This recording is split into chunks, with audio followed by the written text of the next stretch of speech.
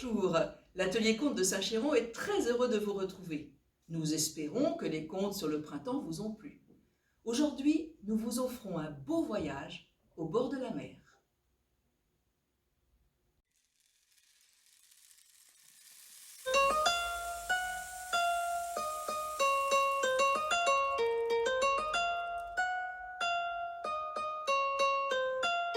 Les petits poissons dans l'eau nagent, nagent, nagent, nagent, nagent. Les petits poissons dans l'eau nagent aussi bien que les gros.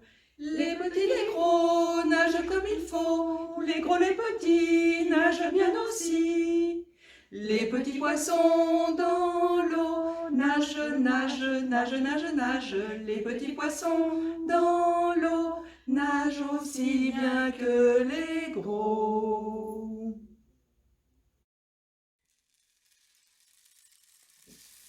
Les petits poissons, les gros poissons, avant de nager comme il faut, vivaient sur terre. Mais ça, c'était il y a très très longtemps. Les petits poissons vivaient avec maman poisson dans une cabane. Un jour, maman poisson tombe malade. Elle se couche, elle gémit. Aïe, aïe, aïe, oh j'ai mal, j'ai mal. Petit poisson ne sait pas quoi faire pour la soulager. Alors il sort. Mais à ce moment-là, le corbeau le voit. Petit poisson, fils de poisson, que fais-tu là? Eh bien, je cherche quelqu'un pour soulager maman, elle est malade. Ne cherche pas, fils de poisson, tu as trouvé. Mène-moi à elle et je vais la guérir, tu verras. Au début, ça lui fera un peu mal, mais après, elle n'aura plus mal du tout. Alors, fils de poisson emmène le corbeau à la cabane. Arrivé devant la cabane, le corbeau lui dit « Reste là, devant, tu n'entres pas. Tu vas sûrement entendre crier, mais ne t'inquiète pas. C'est la maladie qui va crier, parce qu'elle ne voudra pas être chassée. » Alors, fils de poisson, attends. Dans la cabane, maman poisson est couchée, elle gémit « Aïe, aïe, aïe, j'ai mal !» Elle voit le corbeau rentrer, elle a peur. « Mais que faites-vous là ?» ?»« Ne t'inquiète pas, maman poisson, je suis venue te guérir. Tu vas voir, au début, tu auras un peu mal, mais après, tu n'auras plus mal du tout. » Et le corbeau commence. Il pique le ventre de maman poisson. Et maman poisson crie « Aïe, aïe, aïe, au secours! Aïe, mon fils, viens me sauver, le corbeau veut me manger !»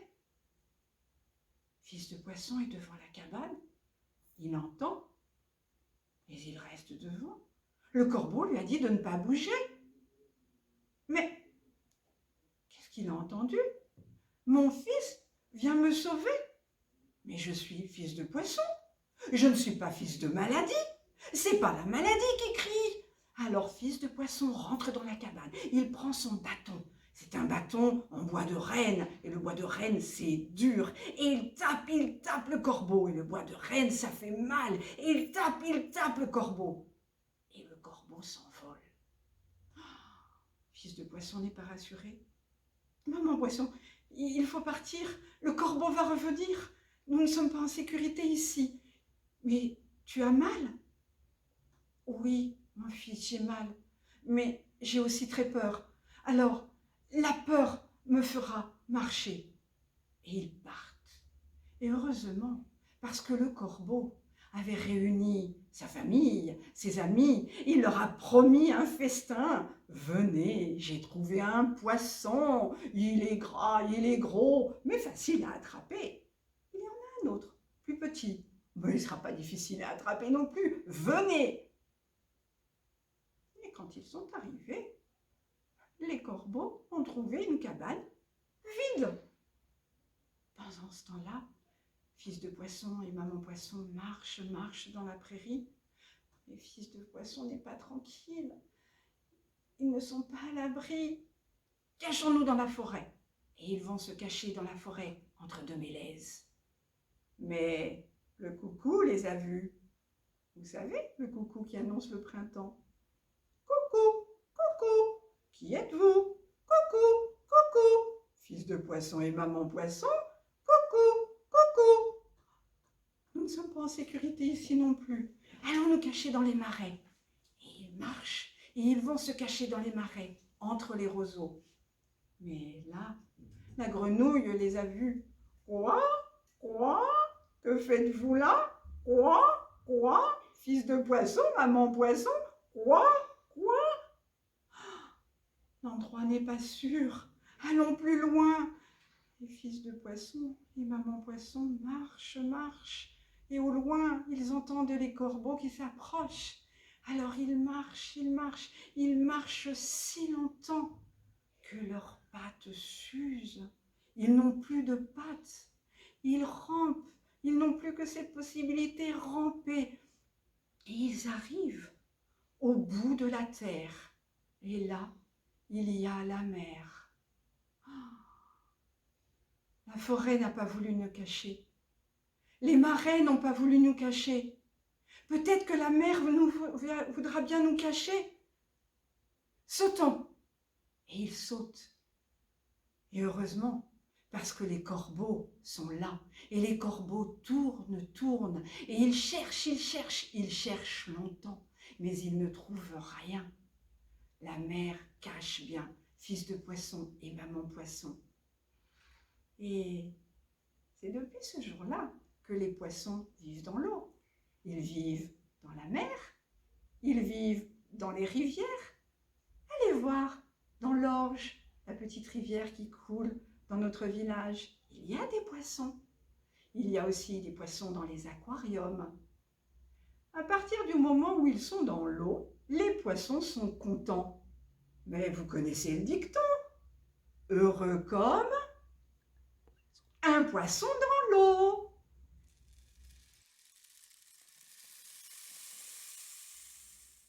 Oyez, fier matelot, comment l'amour suffit à libérer du malin le capitaine Jean, qui a cru bon d'amasser de l'or et de l'argent pour mériter la main de sa belle Marie.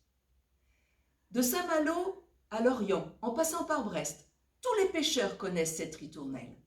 Laissez-moi vous raconter l'histoire du capitaine Jean. Quand il est né, son père s'est écrié « Il sera marin ». Pour l'instant, rien d'anormal, on est marin de père en fils. Pendant toute son enfance, il a vécu sur le bateau de son papa, entre les sardines et les maquereaux. Il est vaillant, il est courageux. À l'adolescence, on l'envoie à Brest et un armateur le prend comme mousse. Il devient très vite un de ces marins qui se tuent à la tâche d'une énergie débordante. Et très vite, il est nommé capitaine. Mais quand il voit pour la première fois Marie, la fille de l'armateur, il pense qu'une ancre lui tombe sur la tête. Et quand elle lui jette un regard, il ne trouve même plus le nord de sa boussole. Il faut vous dire qu'elle a une chevelure rousse qui lui fait penser au coucher de soleil sur l'océan Indien. Oh, Marie le connaît bien, parce que son père n'arrête pas de lui vanter les mérites de ce capitaine Jean. Et d'ailleurs, ce n'est pas pour rien qu'elle traîne souvent sur les quais. Les deux jeunes gens s'avouent très vite leur amour. Mais Jean veut plus. Alors il va voir l'armateur. « Je viens te demander la main de ta fille, je veux qu'elle soit ma femme. »« Jean, je t'aime comme un fils et tu le sais, et je te fais confiance. Mais tu connais l'océan comme moi, et je ne veux pas que Marie ait un jour à t'attendre en vain. Alors je te donnerai la main de ma fille lorsque tu seras riche et armateur et que tu ne mettras plus les pieds sur l'eau. »« Moi riche, moi qui suis si pauvre, dois-je attendre que la fortune me tombe comme ça? Ce n'est pas possible. À cœur vaillant, rien d'impossible. » Et tout d'un coup, il se souvient que pendant ses voyages, on lui a parlé d'une île d'or dans les mers du Sud. Des marins sont allés la chercher en vain, mais d'autres n'en sont même pas revenus. Et d'ailleurs, les vieux sur le port, ils disent qu'il vogue avec le diable, parce qu'une rumeur circule comme quoi l'île appartiendrait au diable. Mais Jean est prêt à tout pour tenter l'aventure. Il est décidé, il part. Il n'en parle à personne, sauf à ses marins. On va aller chercher l'île d'or. Ainsi nous serons riches et nous pourrons couler des jours heureux jusqu'à la fin de notre vie. » « Mais si l'île appartient à un diable, dit un marin. »« Ben, l'hiverne, dit un autre. Légende, dit un troisième. » Alors toute la journée, ils mettent des vivres dans les cales parce que le voyage va être très long. Et le lendemain matin, le navire largue les amarres et pointe au sud. Dans le bateau, tout le monde rêve à ce qu'ils vont pouvoir faire avec cet or. Le timonier se dit qu'il va s'acheter une flotte. Le mousse aimerait offrir une île à ses parents. Et alors, le cuisinier, il veut s'acheter le port de Brest, rien que ça.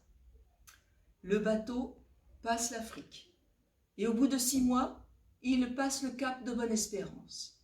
Il trace dans l'océan Indien jusqu'en Australie. Mais d'îles, il n'y en a pas. Alors ils vont en Inde. Toujours rien. Ils décident d'aller au plus loin vers le sud. Rien, rien. Le moral est devenu très bas. Les vivres commencent à manquer. Ça fait plus d'1 an qu'ils sont partis. Ils ont laissé femmes et enfants et tout ça pour rien. Le capitaine Jean a le cœur lourd. S'il échoue, ce sera la honte. Jamais l'armateur ne pourra me pardonner d'avoir tenté cette aventure. Et je peux dire adieu à la main de ma belle Marie. Alors, même si je dois donner mon âme au diable, je te veux cette île. Et à peine a-t-il dit ça, que le ciel se couvre de nuages noirs. La mer s'agite, le vent gonfle les voiles. Encore une tempête bougonne Jean. Et tout d'un coup sur le pont, quelqu'un crie « L'île d'or, l'île d'or !» Tous les regards convergent à tribord. Et en effet, elle est là, splendide, magnifique, étincelante, plus belle qu'il ne l'avait imaginée.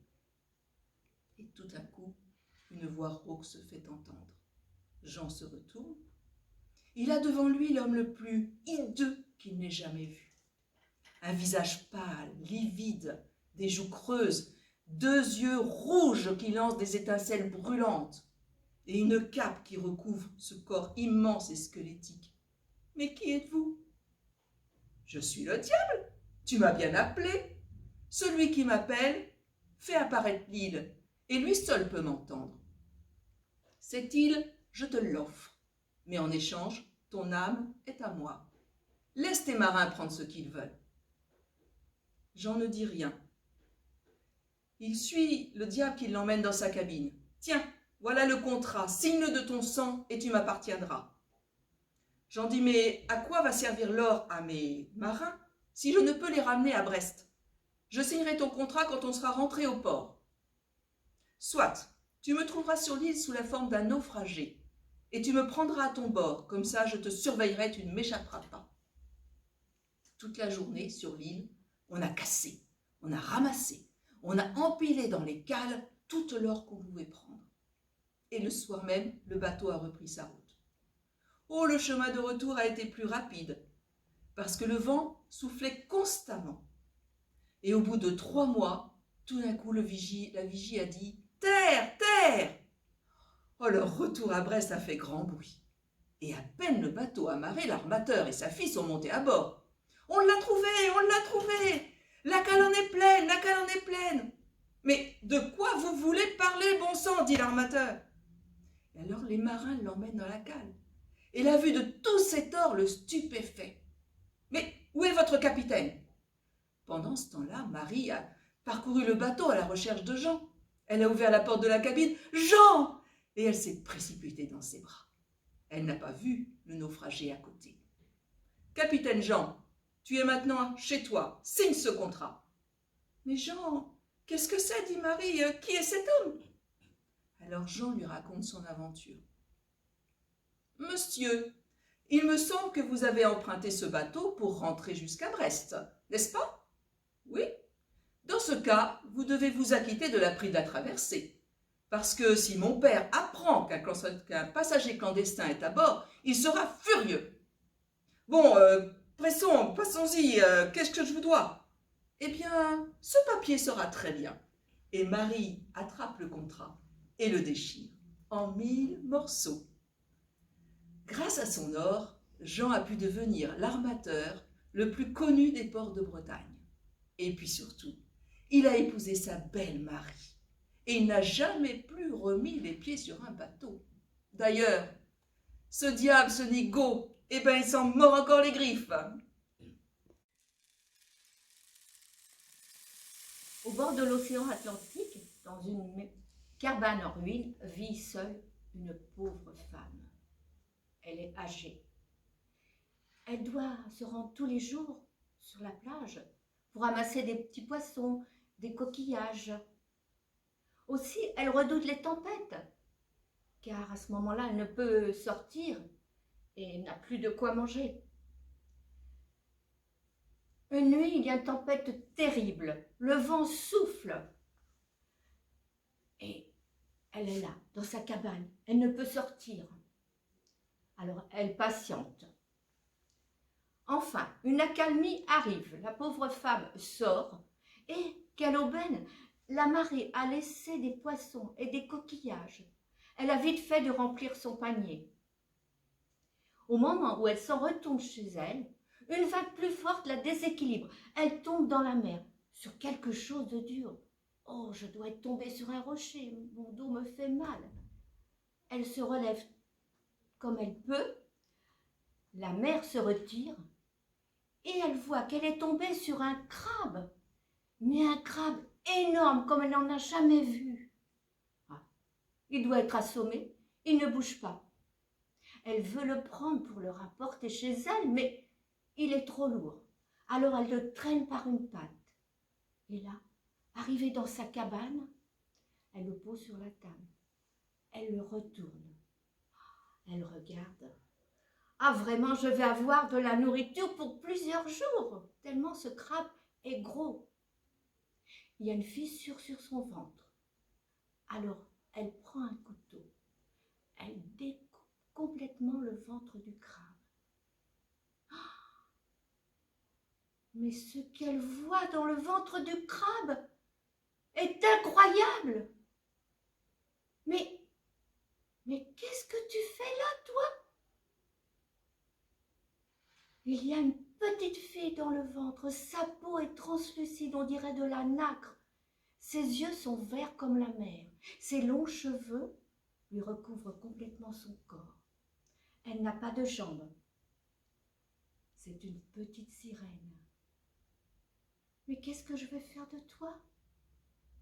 Alors soudain, la pauvre femme pense il y a une voisine, un petit peu plus loin, qui est toujours de bons conseils. Elle va la chercher.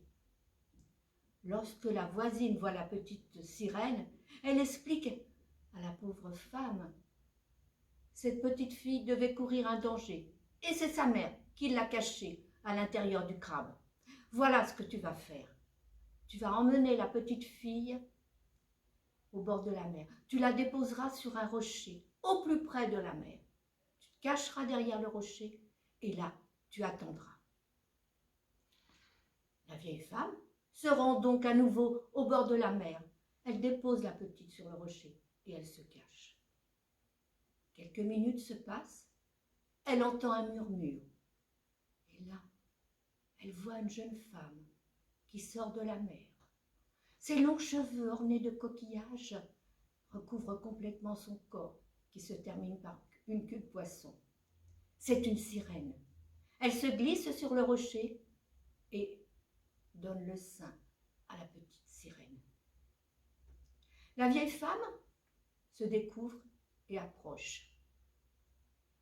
La jeune sirène lui explique. Ma petite fille courait un danger. Un phoque voulait me la prendre. Ce phoque a tué mon mari. C'est pour cela que je l'ai caché à l'intérieur du crabe. Je vais te demander un service. Je voudrais que tu continues à cacher ma petite fille dans ta cabane et que tu me l'apportes tous les jours afin que je la nourrisse. Pour te remercier, tu trouveras au pied de ce rocher de la nourriture, des poissons, des coquillages. Et la vieille femme, tous les jours, apporte la petite sirène à la jeune femme sirène. Les jours passent. La petite sirène devient une jeune fille et maintenant elle peut vivre dans l'océan avec sa maman. et elle doit dire adieu à la vieille femme qui s'est occupée d'elle. Cette dernière est très triste, car elle s'est attachée à cette petite. Mais elle gardera dans son cœur tous les bons moments passés avec elle. Alors la petite sirène, avec sa queue de poisson, lui fait des au revoir. Et puis la vieille femme n'a plus à se soucier de sa nourriture, car la maman sirène et la petite sirène déposent chaque jour au pied du rocher des poissons et des coquillages. Il était une fois une petite étoile qui aimait jouer dans l'eau, si bien que sa maman n'arrivait pas à la faire rentrer à la maison. Un jour, qu'elle avait tellement joué, sa maman lui dit « Allez, c'est l'heure de rentrer ». Mais la petite étoile n'a rien voulu savoir. La maman est excédée, alors elle va voir la tortue. « Tortue, oblige ma petite étoile à rentrer. La petite étoile ne veut pas rentrer à la maison. » Moi, tortue? Mais la petite étoile ne m'a rien fait, je ne vais pas l'obliger à rentrer. Alors la maman va voir le poisson-ci. « Poisson-ci, coupe la tortue. La tortue ne veut pas obliger ma petite étoile à rentrer et la petite étoile ne veut pas rentrer à la maison. » Moi, le poisson-ci? Mais enfin, la tortue ne m'a rien fait. Moi, je ne vais pas la couper. Alors la maman va voir le dauphin. « Dauphin, frappe le poisson-ci. Le poisson-ci ne veut pas couper la tortue. La tortue ne veut pas obliger la petite étoile à rentrer et la petite étoile ne veut pas rentrer à la maison. » Moi, dauphin? Mais le poisson-ci ne m'a rien fait, je ne vais pas le frapper. Alors la maman va voir le requin. « Requin, mange le dauphin. Le dauphin ne veut pas frapper le poisson-ci. Le poisson-ci ne veut pas couper la tortue. La tortue ne veut pas obliger petite étoile à rentrer et petite étoile ne veut pas rentrer à la maison. » Moi, le requin? Mais le dauphin ne m'a rien fait. Moi, je ne vais pas le manger. Alors la maman va voir l'orque. « Orque, dévore le requin. Le requin ne veut pas manger le dauphin ne veut pas frapper le poisson-ci ne veut pas couper la tortue ne veut pas obliger petite étoile à rentrer, et petite étoile ne veut pas rentrer à la maison. » Moi, orque? Mais je ne vais pas dévorer le requin, il ne m'a rien fait. Alors la maman va voir la baleine. Baleine avale l'orque. L'orque ne veut pas dévorer le requin ne veut pas manger le dauphin ne veut pas frapper le poisson-ci ne veut pas couper la tortue ne veut pas obliger petite étoile à rentrer, et petite étoile ne veut pas rentrer à la maison. Moi, la baleine? Mais l'orque ne m'a rien fait. Je ne vais pas l'avaler. Alors la maman va voir le pêcheur. Pêcheur, harponne la baleine. La baleine ne veut pas avaler l'orque ne veut pas dévorer le requin ne veut pas manger le dauphin ne veut pas frapper le poisson-ci ne veut pas couper la tortue ne veut pas obliger la petite étoile à rentrer, et ma petite étoile ne veut pas rentrer à la maison. Moi, pêcheur, je veux bien harponner la baleine. Oh, bah plutôt que d'être harponné, moi je veux bien avaler l'orque. Plutôt que d'être avalé, je veux bien... Dévorer le requin. Plutôt que d'être dévoré, je veux bien manger le dauphin. Plutôt que d'être mangé, je veux bien frapper le poisson-ci. Oh, bah, plutôt que d'être frappé, je veux bien couper la tortue. Plutôt que d'être coupé, je veux bien faire entrer la petite étoile. Oh bah plutôt d'être menacée, moi je vais vite rentrer à la maison, maman. Et la petite étoile, elle est rentrée si vite à la maison que ni la tortue, ni le poisson-ci, ni le dauphin, ni le requin, ni l'orque, ni la baleine, ni le pêcheur n'ont pu faire de mal. Et chacun a repris sa vie comme d'habitude. J'espère que cette séance conte vous a plu. Eh bien, nous vous donnons rendez-vous la semaine prochaine. Et puis n'oubliez pas, au mois d'avril, on ne se déconfine pas d'un fil. Et au mois de mai, on ne fera pas ce qui nous plaît. Et Restez chez vous.